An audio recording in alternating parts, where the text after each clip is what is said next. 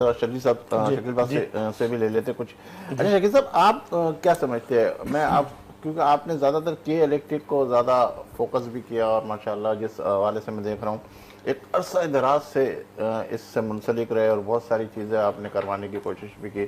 تو اس وقت جو دو تین چیزیں ہم نے دیکھی کہ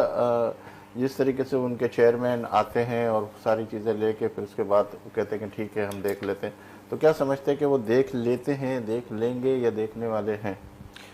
سب سے پہلے تو میں آپ کا بہت مشکور ہوں کہ آپ نے مدعو کیا پروگرام میں اور بجٹ پہ ڈسکس ہو رہی ہے. اور یہاں پر میں آپ کو ایک چیز بتاتا چلوں کہ مجھے بڑا افسوس ہوا کہ بجٹ سے کوئی ایک ہفتہ پہلے ایک نیپرا نے ان کے لیے کے الیکٹرک کے لیے کچھ چیزیں ڈسکس کی, کیونکہ 2030 تک یہ اپنا ایک نیا لے کے جا رہے ہیں کہ جناب ہم ان کو جو ہے 2030 تک ہم ان کو دینے جا رہے ہیں, کہ الیکٹرک کو ایک نیا ایگریمنٹ ہونے جا رہا ہے جس کے اوپر بہت زیادہ بات چیت بھی ہوئی. اسی میں کچھ میرے خیال ہے 200 یا 300 ایگزیکٹ فیگر مجھے نہیں یاد آ رہا ابھی, وہ فیگر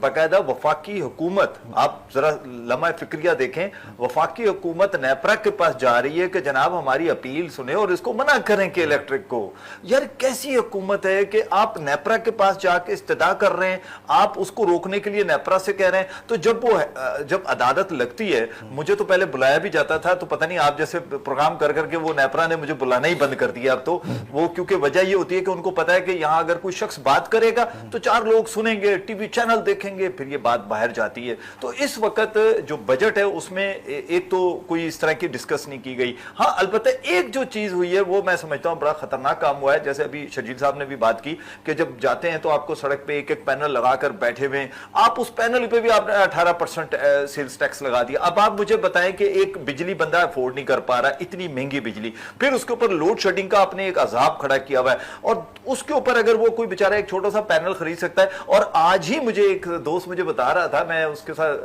نماز میں ہم ساتھ جا رہے تھے, تو اس نے کہا یار میں بڑا حیران ہوا, میرے قریب ہی ایک صاحب ہے سولو پینل کا کاروبار کرتے ہیں, میریٹ روڈ والے بھی بیٹھے ہوئے, تو انہوں نے اپنے گھر پہ پینلز کو سٹاک کرنا شروع کیا ہے. تو میں نے کہا یار اب وہ سوچ رہا ہوگا کہ ظاہر سی بات ہے اس پہ 18% تو وہ تو میں کماؤں نا جو مل رہے ہیں مجھے. یہ ایک بڑا خطرناک کام ہوتا ہے کہ ابھی حکومت نے صرف یہ بجٹ کی تقریر کی ہے, اس میں بہت سارے نئے بجٹ ایڈ بھی ہونے اور شاید کچھ اسکپ بھی ہوں گے. لیکن افسوس کے ساتھ جو چیئرمین صاحب ہیں وہ ایک بات بڑی اس سے دھڑلے سے کرتے ہیں, اور یہ دونوں بزنس کمیونٹی سے صاحبان بیٹھے ہوئے ہیں, ہم بھی کہیں نہ کہیں چھوٹا موٹا کاروبار ضرور کرتے ہیں, لیکن یہ بھی اس چیز کو کریں گے کہ وہاں جہاں یہ بھرپور بل ادا کرتے ہیں, سٹار ان کے بلوں پہ لکھا ہوتا ہے, اس کے باوجود ان کے علاقوں کو لوڈ شیڈنگ پہ رکھا ہوا ہے, اس کے باوجود آپ کہتے ہیں کہ جناب یہ بل تو آ رہے ہیں لیکن میں کیا کروں, وہ فلانا چوری کرتا ہے. میرے بھائی بجلی تمہاری چوری ہوتی ہے, تم سزا مجھے کس بات کی دیتے ہو؟ بجلی تم نے مین پی ایم ٹی کے ساتھ